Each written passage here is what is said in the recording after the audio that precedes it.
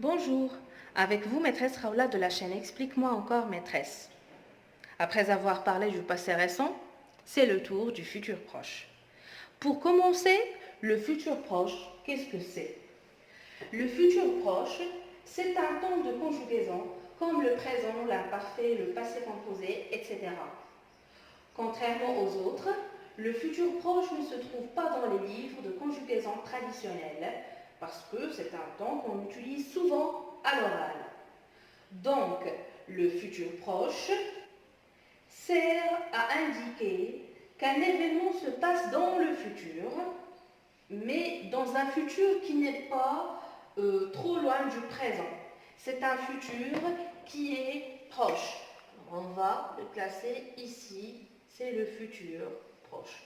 Il est très proche du présent. Observons l'exemple suivant. La semaine prochaine, je vais partir en voyage avec ma sœur. Nous allons prendre le train. Les verbes soulignés sont conjugués au futur proche. On verra ce qu'il y a de spécial. Eh bien, en gros, pour conjuguer au futur proche, ça prend deux verbes. Le verbe aller, conjugué au présent de l'indicatif, je vais, nous allons. Ensuite, on ajoute le deuxième verbe, c'est le verbe principal, celui qu'on veut conjuguer au futur proche.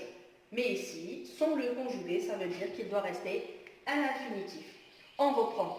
Dans le futur proche, on a besoin du verbe aller conjugué au présent de l'indicatif, plus le verbe principal qui reste à l'infinitif.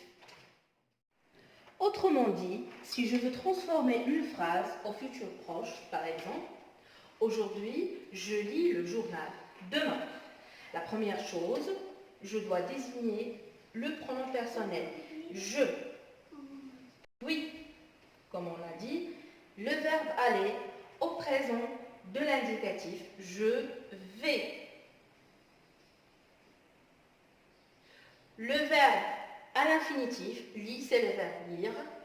On va dire demain, je vais lire le journal. Donc, c'était ma capsule sur le futur proche. Merci beaucoup pour votre écoute. N'hésitez pas à me laisser vos commentaires ou vos questions. Si vous avez aimé, abonnez-vous pour recevoir toutes nouvelles leçons et à bientôt.